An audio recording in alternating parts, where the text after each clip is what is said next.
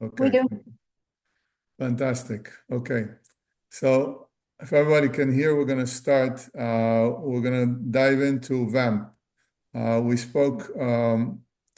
We've been speaking about VAMP for a while, but we're going to dive in a little bit more as it pertains to many of the stellar payments business owners that work with us and how this can affect them and improve the way that they can react to VAMP.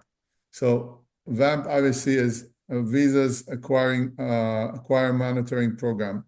The reason for VAMP is to basically reduce the amount of chargebacks that are happening in the market. Not only chargebacks, but fraud in the long term. The overall goal of the card brands is to have seamless transactions with less potential for issues, less negative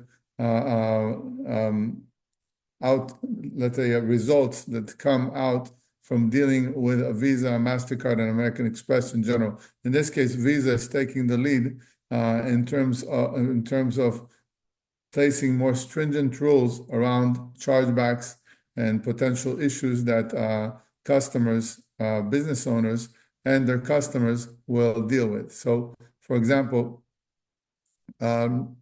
when in October 1st, the Visa's VAMP program was rolled out. Beginning January 1st, 2026, we're going to see thresholds that are going to become a bit more tighter. What are these thresholds? What are we dealing with in terms of from the merchant's perspective? For years, the overall threshold for Visa and MasterCard has been around, for chargebacks, has been around 1.5%. That means that if you would have, let's say, $100,000 worth of transactions on that month, 1.5% of that, which equals to about, let's say, $1,500, if you've received higher chargebacks than that on a regular basis, then you would probably be flagged by the processor. So the processor is subject to the processor who can be WorldPay, First Data, Vantiv, Global Payments, any of these big processing companies. They're all subject, and also the small merchants, business owners, they're all subject to Visa and MasterCard rules. So Visa and MasterCard will lay out the rules of how to use their network, and everyone has to follow in their path and the rules that they set out there. So we're going to go into the next slide. I'm going to talk about some of these ratios and limits that are in place. So for a business owner that wasn't aware that Visa had a ratio to begin with, it's most likely that they weren't aware because they weren't falling under that radar, meaning they, had regular situations where, sometimes here and there you have a chargeback. The business is getting paperwork that they need to respond to saying that the customer is disputing, a charge that went to his account, and now they have to provide proof, and the proof is sent to their issuing bank, to their processor, and that processor is taking it to that issuing bank, and the issuing bank of that cardholder now has to go and follow certain criteria to make sure that the charge was valid and it falls within certain guidelines that the merchant put out there, the business owner put out there. That's what we're going to be talking about, policies that the business owner needs to have clear policies. We're going to talk about that. So a lot of it is subject to what policies and what the merchant is projecting to the customer that is buying from them. So the ratio of the potential chargebacks, let's say that was about 1.5%, a threshold now was reduced to a ratio of 0.3%, of 3.3%, which is quite a big drop, right? The idea is to reduce these disputes and chargebacks and to have a cleaner, transactional process between the business owner and the customer.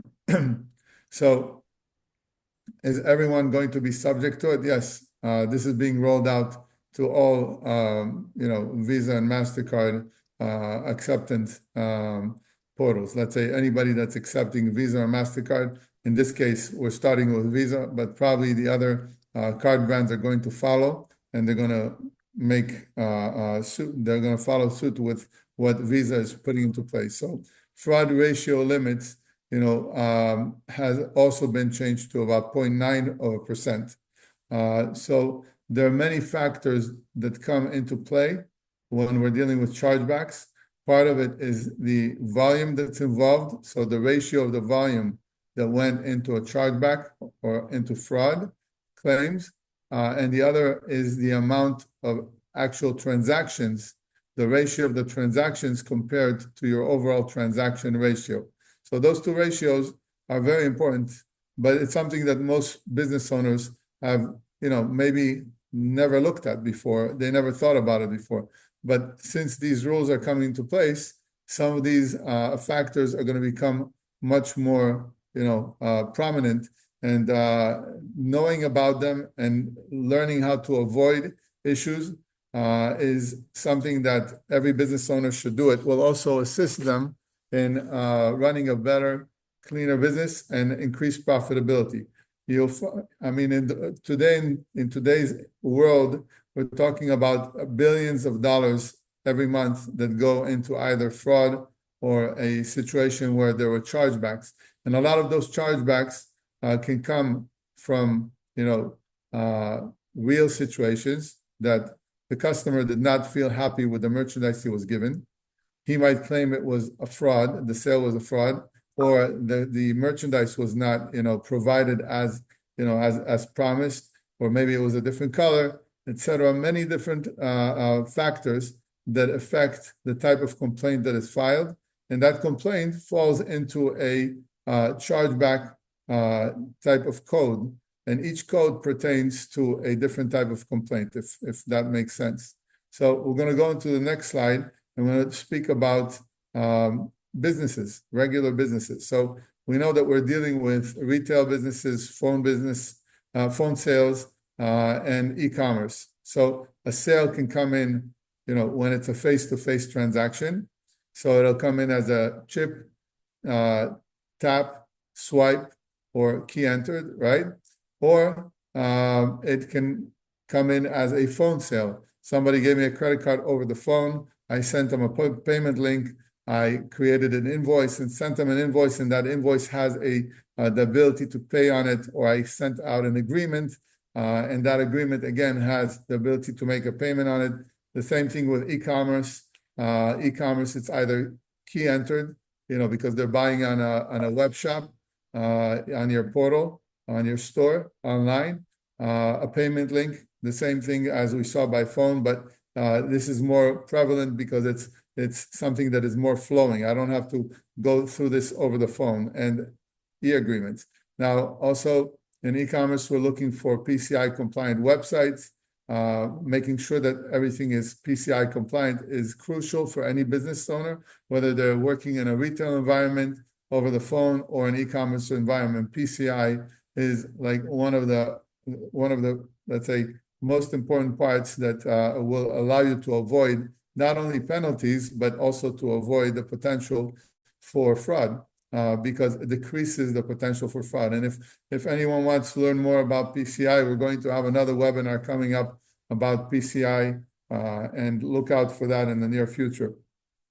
So collecting as much data about the customer at the checkout is not only pertinent to the e-commerce part, but I would say it also is very pertinent to other sales. For example, someone had a retail sale, and there was a chargeback for $4,000 or $5,000, and it was, it was chipped or it was swiped, but still there's a chargeback. Now, for a $4,000 or $5,000 sale, if I know that there's a potential issue that can come up with it, let me make sure I have that customer's information, etc. Let me validate the customer before I let them go. Let me just not swipe the card like some retailers or some people will just take the card. Okay, I made the sale and goodbye, Charlie, and I don't know this guy anymore. And now I have to deal with this all over again because 5 months down the road, he filed for a chargeback.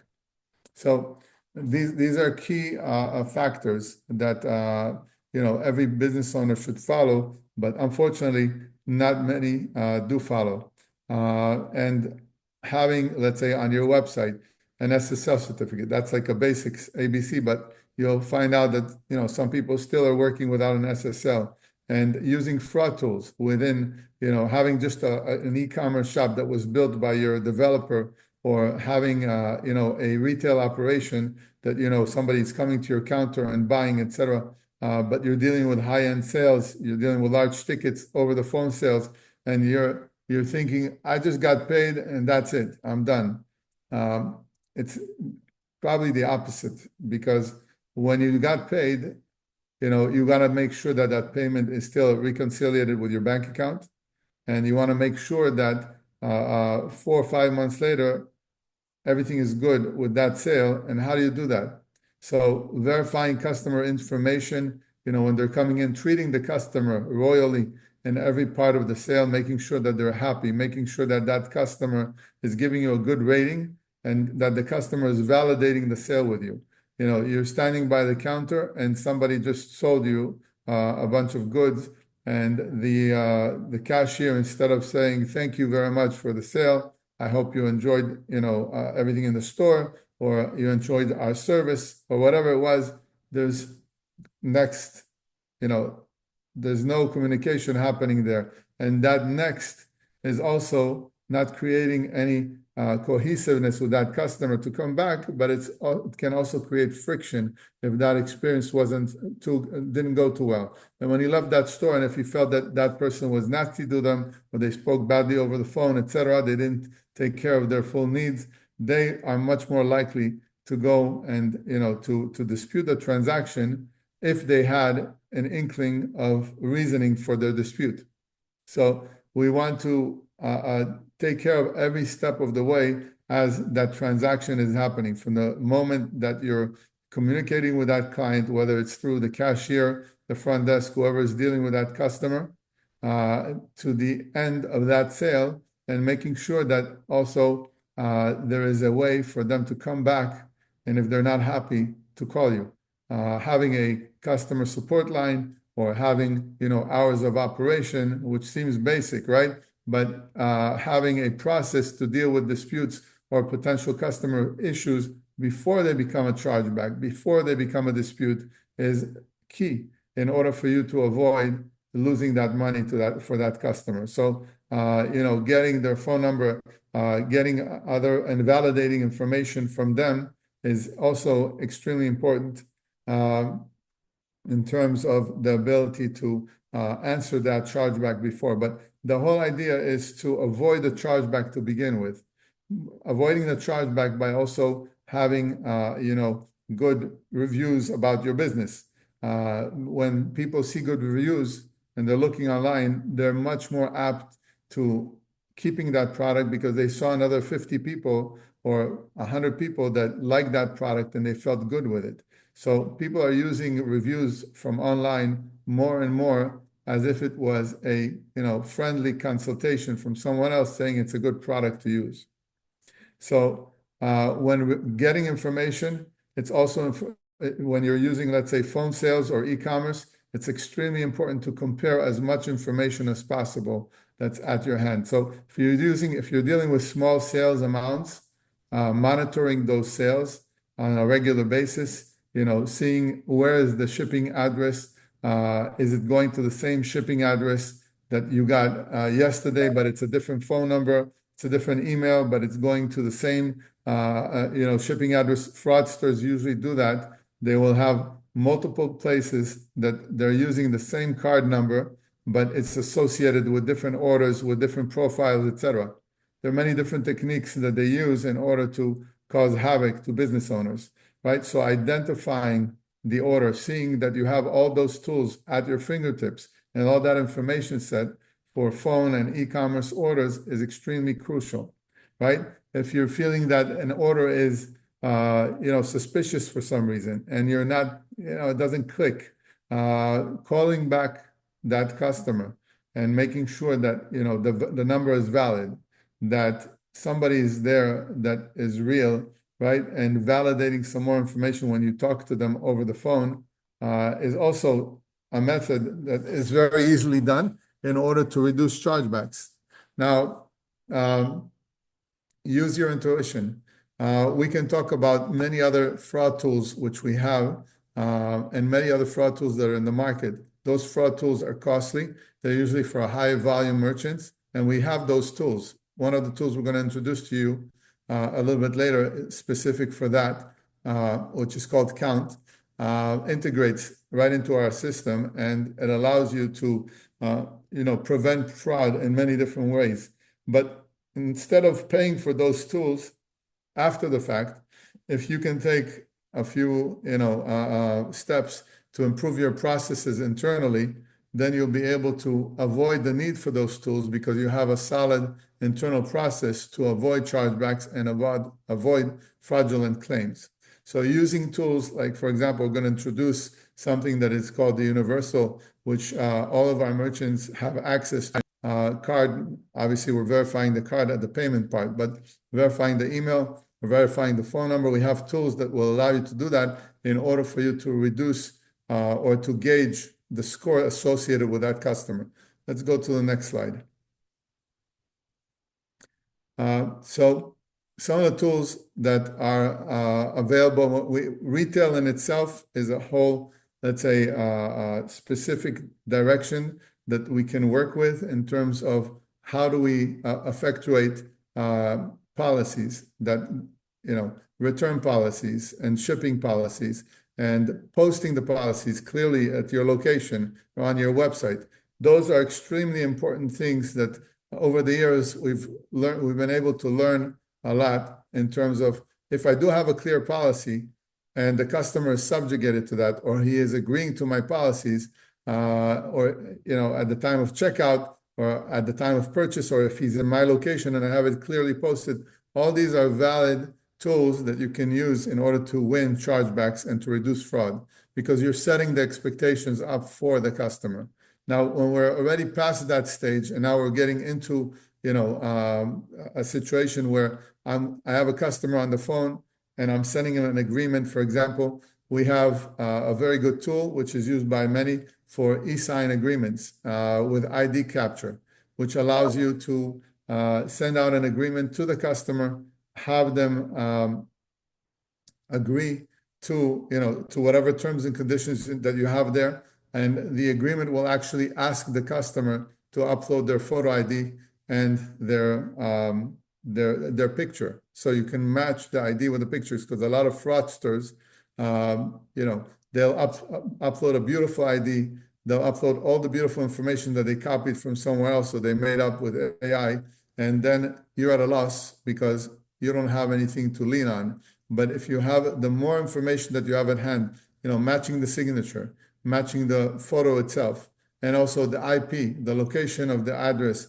is it coming in from somewhere overseas, or is it coming in from the town or the place where they told you that you're shipping to, right? So you're shipping to, let's say, Kansas, and the address or the IP that's associated with that is also coming from Kansas, or is it coming from Honolulu? So depending on that, the e-sign agreement works wonders with allowing you to avoid some of these sales. And you don't have to use it all the time with all your sales. You can use it with specific sales that are high-end tickets, or ones that you might be suspicious of, right? Because you want to take a second step to check. Or if you're dealing with high-end sales, this is something that you want to use regularly, because once you have that in there and it's stored, and let's say there's a chargeback coming back, after a month or 2 months or 3 months, you're able to just pull out that agreement and submit it properly. You have a very valid document that shows what that customer has agreed to. So that's available inside the Universell Platform. And we have also, this is for a more in-depth e-sign. We also have regular e-sign that we're rolling out, which will allow you to create just, upload docs and just add your signature to different parts of the docs, etc.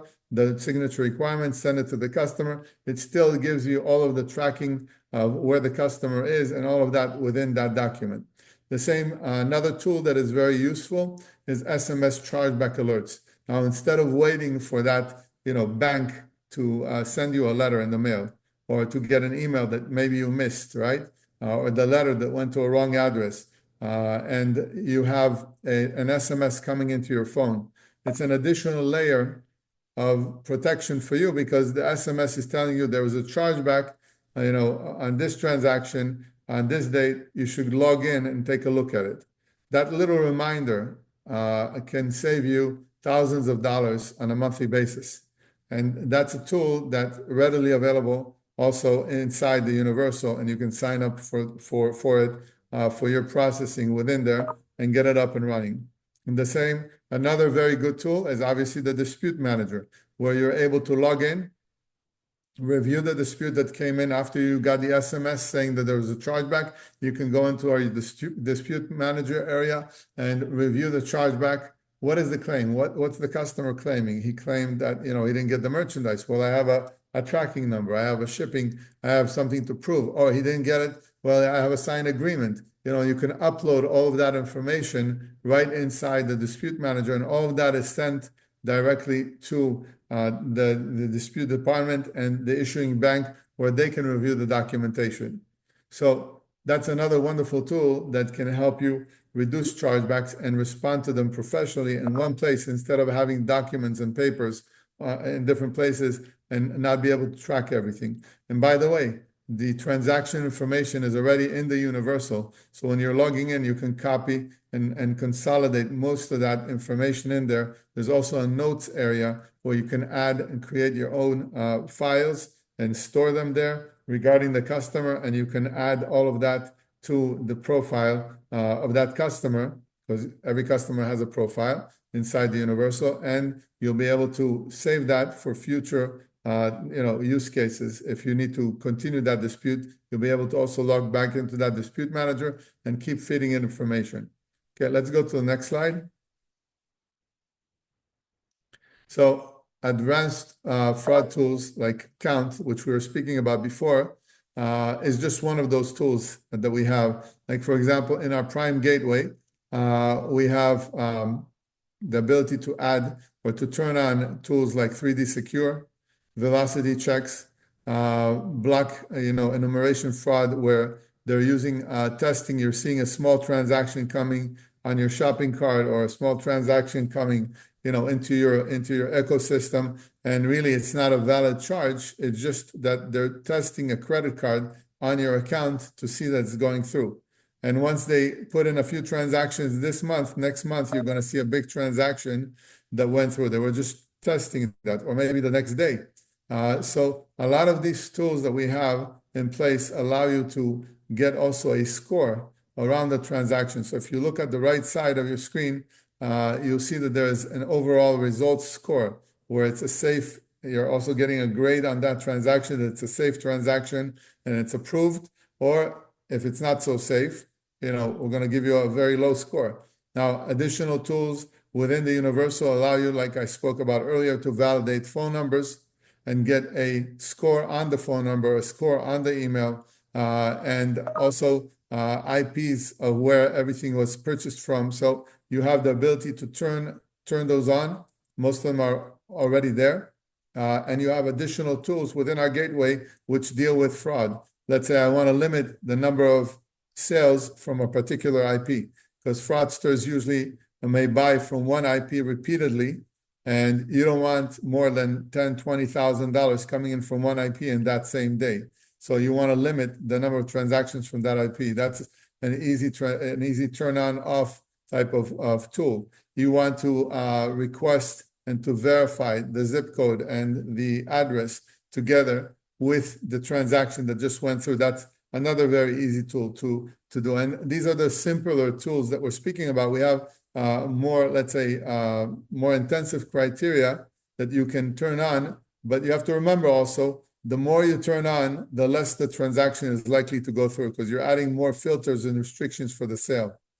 And this is something that you can ask one of the agents that's associated with your account to be on there, and they will set up like a consultation with us so we can get this moving for you in a better way and help you reduce chargebacks and fraud claims.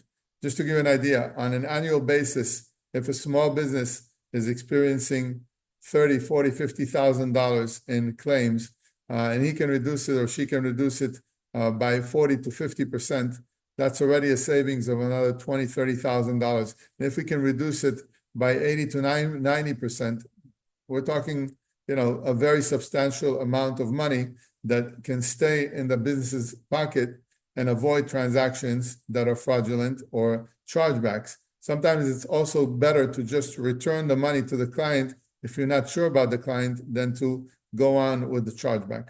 Okay, let's go to the next slide. All right, so proactive monitoring and internal controls. This is what we spoke about, the processes earlier. Track the disputes. We can do track the disputes on that were filed by the cardholder on a monthly basis. Use the disputes manager to review and respond to the chargebacks. So the tools are right there. We can go into count a little bit later. We have a question from somebody about count, and we can do a one-on-one.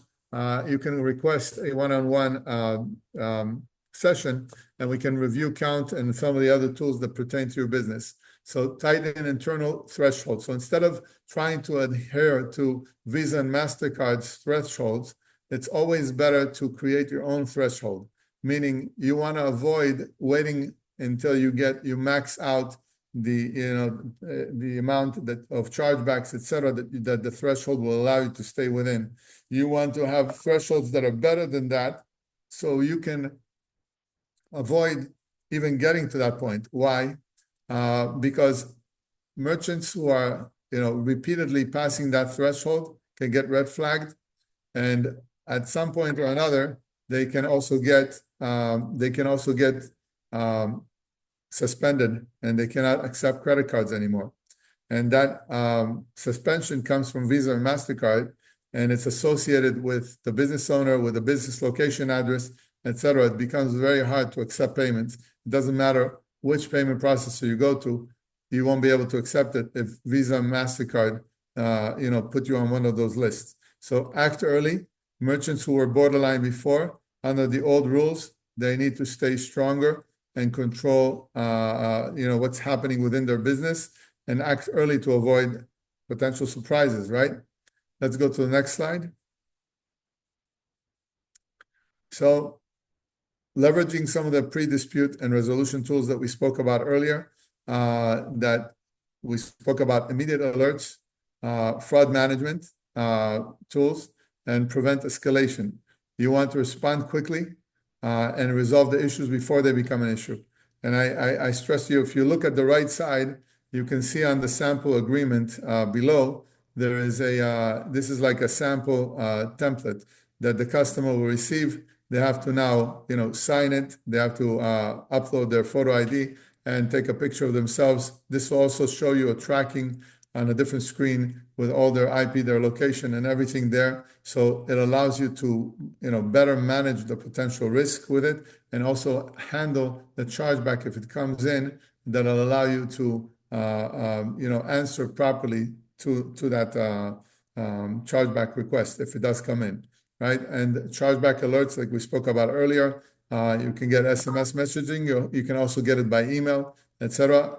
If you sign up for that, just speak to your agent, and you'll be able to do that pretty quickly. In general, going back to the previous slides that we spoke about, the idea is that if we take the steps properly to avoid chargebacks to begin with by having good processes in place, then we will be able to avoid potential chargebacks and reduce any frauds or other issues that can come up in terms of how we deal with our payments. So let's go to the next slide. So the idea is to avoid fines. Fines are something that Visa, MasterCard have in place, unfortunately, and they can turn out to be very large fines. Those fines can range, from 1,000 to 25 to 40, even more. Unfortunately, we've had merchants who have experienced these fines or shutdowns over the years, and it's not something that they expected, obviously, but it's also something that does happen. So avoiding those fines and penalties is something that business owners really want to do, and they don't want to get surprised by 20,000, 25,000 being drawn out of their account suddenly because they were not handling their payments properly. Increasing profitability, meaning if you reduce the losses from fraud and chargebacks, you're keeping more money in your pocket, right? And you're keeping the sanity, because when things like that happen, they throw a lot of the business owners that we work with off base, and they're like at a loss. How could I have lost this kind of money? One experience we had with a merchant that lost an $80,000 sale overnight, and you can imagine what they were going through. And this is not something that happens every day, but it does happen. And maintain card acceptance, right? Ensure your ability to continue processing card payments without interruption, and strengthen the trust with your customers. So the more reliable you run your business, the more customers are apt to positive rate you and to send other people towards your business and to come back to you. One of the reasons that Amazon is so successful is because they've created reliability. They've also created issue resolution before the chargeback happens. So the idea of avoiding the chargeback before it happens, because you have a good process in place, creates reliability, and it creates a desire for that customer to deal with you again, because he knows he can't go wrong with you. You're going to treat him right. And that's what Visa and MasterCard want to push, obviously. Let's go to the next slide. So how can Stellar Payments help? We're committed to not only helping you stay compliant, reducing fraud, and minimize chargebacks. I can tell you that our team for PCI compliance has one of the highest rates of compliance in the industry for PCI. Most of our merchants are PCI compliant, which many processors don't really push or don't really, let their merchants know about. They more rely on collecting penalty fees from those merchants for not being compliant. But we do a very proactive outreach to our business owners to become PCI compliant. If you're not PCI compliant, you should reach out to one of the members of our team, and they will help you do that. It's not a very lengthy process. And we're going to speak about PCI in a different webinar. And the other part is schedule a session with one of us to be able to learn and identify gaps on how to implement the best practices for your specific business, because each business is different, in the processes, in your return policies, in your general policies that you're dealing with the customer, and then that can help you reduce those chargebacks and fraud claims. Let's go to the last slide. I'm sorry, one more slide. So, no. So we spoke about just policy and processes, review, gap identification, best practice implementation. This is what our team is going to help you with. Like we said, every business is very different, and we will help you to do the best to adhere to those standards from Visa and MasterCard in the ongoing future. The last slide, I think. Okay, so essential tools for VAMP compliance. So e-sign agreements with ID capture, which are found in the Universell Platform, SMS and chargeback alerts, dispute manager, which allows you to respond to your to any claims that came towards your business. Universal Analytics dashboard, which allows you to gauge, each client, view statistics about the sales that are happening, and review all of that in one place. Integrated payments and refunds. You have the ability to control all of that from one place. SMS chargeback alerts. Just getting that can save you a tremendous amount of money annually. Fraud filters and velocity checks, turning those on can also reduce the potential for chargebacks. And keeping good notes, within the Universal, every time that you connect with that client, you can also have the calls recorded, and the calls will be logged in that client profile. So everything is happening in one place, and you're able to see what is happening with that client profile. And anybody that comes, into your work environment that's new, you'll have all that information ready for them. And if you're transferring a case from one customer, from one person to another within your business to deal with a chargeback, they have all the material readily available, all that information, and automated reporting and alerts, which are generated daily from the Universell for Stellar Payment clients. Okay. So, Katya, the last one. Right. So what Stellar Payments offers is not only payment processing, payment gateway services, POS systems, e-commerce, website design. We also offer Universal Business in a Box, which you have a lot of tools in there from CRM, e-sign, invoicing, bill pay, bookings, phone system, donations, marketing, email and SMS campaigns and landing pages, rewards and loyalty, gift cards, QuickBooks integration, and Xero. And we also are rolling out, or we've rolled out in the past few weeks, Zapier integration, which allows us to communicate and connect to over 8,000 different offerings, platforms, or products that are out there. And on top of it all, it's 5-star support that we provide. So I'm going to open up to questions from anyone, and we'll be more than happy to address them. Okay. Any questions? Hi, Michael. This is Thomas.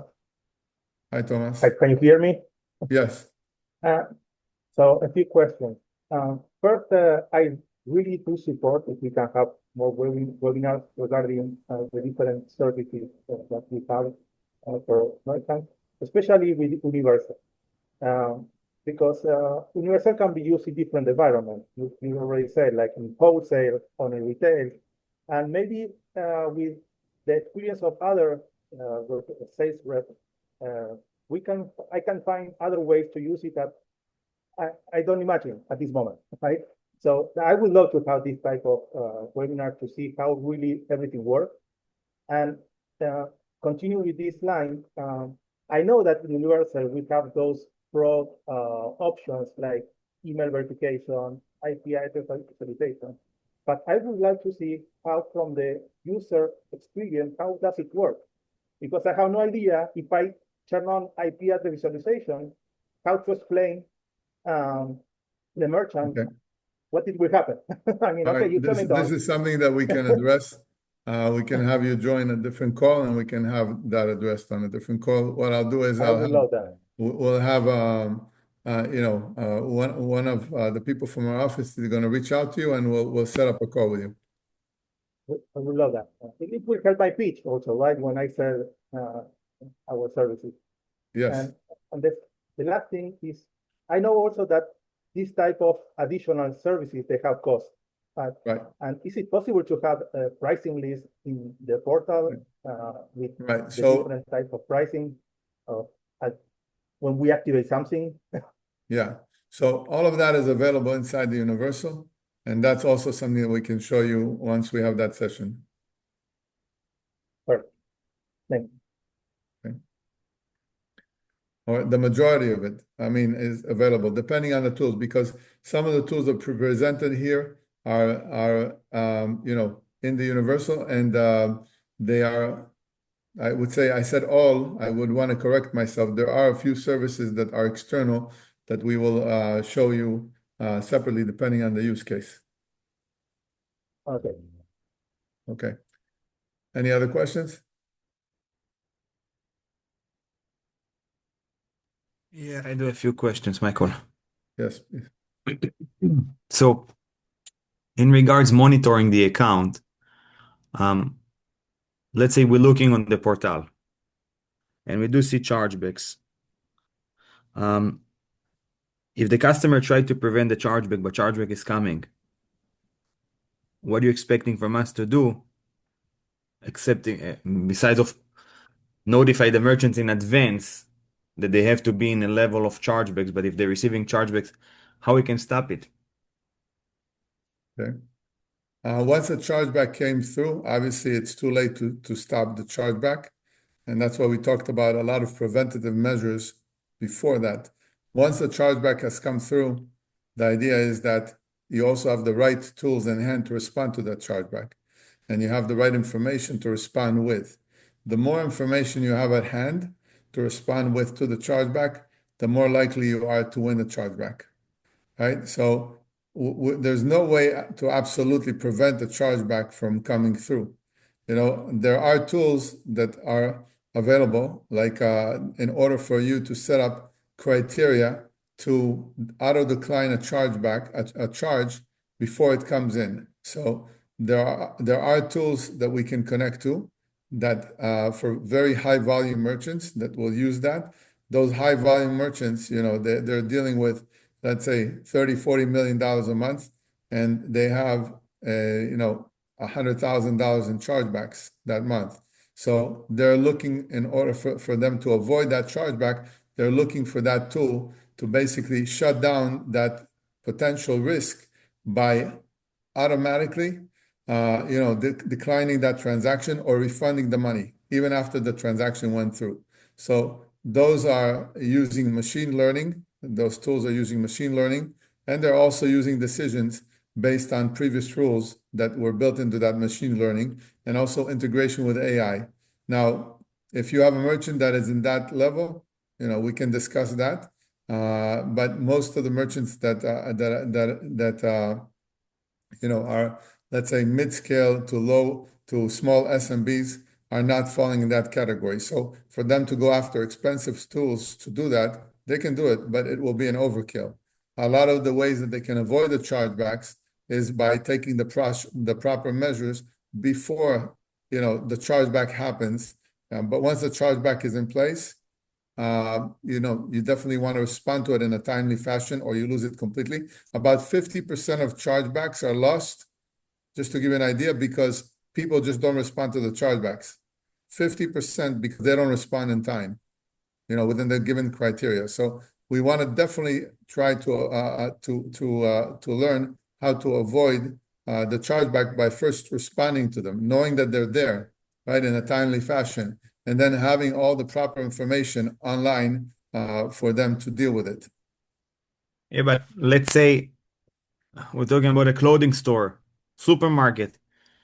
What you expecting they want to sign up a client on a waiver or return That's why policy we when said, they're buying a no, milk? absolutely not. That's why we said for retail, it's a completely different situation, right? So retail environment compared to a phone environment or an e-commerce environment, these are different environments, and they all have to be addressed separately. So if you like, we can talk about that on a separate call, and we can review that with you specifically to the clients that you're talking about.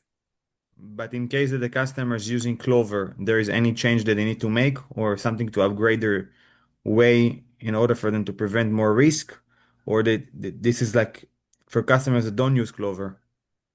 It doesn't matter the point of sale that they're using. It matters on how they handle the process.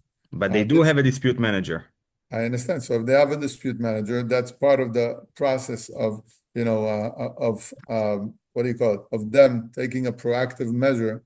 They would have to see what policies they have, where they have the policies. Are they placing that information on the receipt properly? That, stating to the customer what their policies are.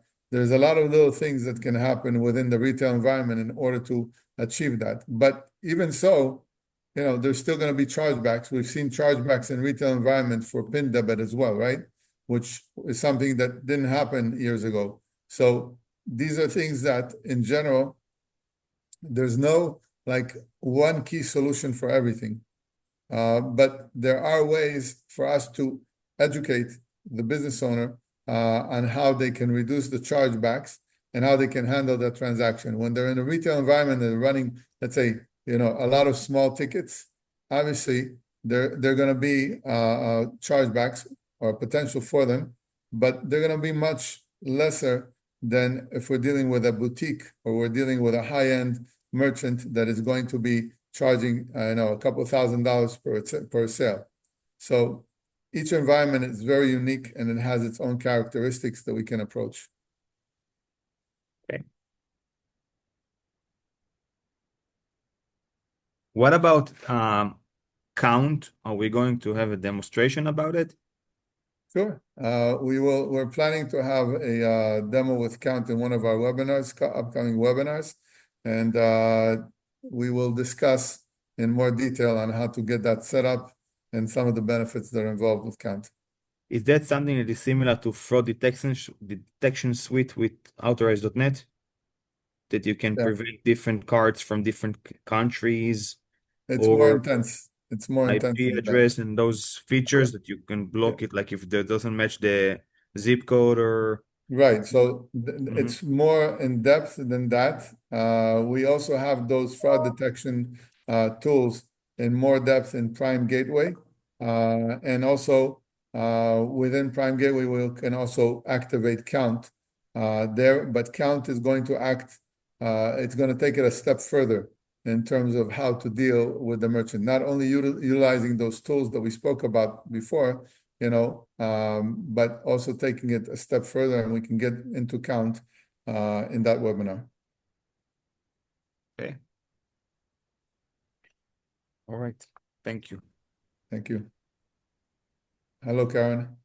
Good afternoon, Michael. I just wanted to take this opportunity to thank you guys for the training, number one. Number two, you know that our market, or the ways that we receive processed credit cards, are between retail, the parking garage, and the rental environment. And again, I just wanted to take the opportunity to acknowledge that we're utilizing the tools that you're giving us with between Universell, keeping us PCI compliant. So I look forward to getting more information on VAMP and how we could apply it to the business. But I just wanted to use as an opportunity to thank you for the training, and to thank you for all of these years for keeping us with minimal chargebacks, because any of the chargebacks that we have encountered, we've been successful at overcoming, because we've implemented, as you said, all of the protocols in advance to make sure that we are qualifying the customer and ensuring that it's a qualified purchase. Right. Thank you very much for that input. We appreciate your business as well for all these years. We wanted to also, I can mention to you specifically that, since you're dealing also with some high-end tickets for your catering, I think, you can use some of these tools that are built into the system in order for you to mitigate the potential even further, and also create a structure there that is easy, to use and to send out to your customers with payment links and collecting the money remotely and stuff like that. So if you'd like, we can get on a separate call and we can show you some of those tools and how you can use them. Is that something you'd like? I definitely think the payment link would be of an advantage more for the rental side. We're now subleasing out the restaurant, so we don't have that end of the business anymore. But for the rental side, it definitely probably would be something that's good. That would be beneficial to look at. Okay. Thank you very much. Thank you. All right.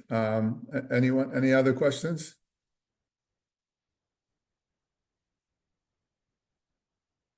Okay, very good. So we're going to be looking forward over the next 2 weeks to we have a separate webinar coming up that is going to be very interesting, about some new features that we're rolling out. We spoke about it briefly today, very briefly, and just keep looking out for our links and for the new webinar coming up. And thank you very much. Have a wonderful day, everyone. Thank you for joining. Good afternoon. Here. Bye. Thanks. Bye-bye.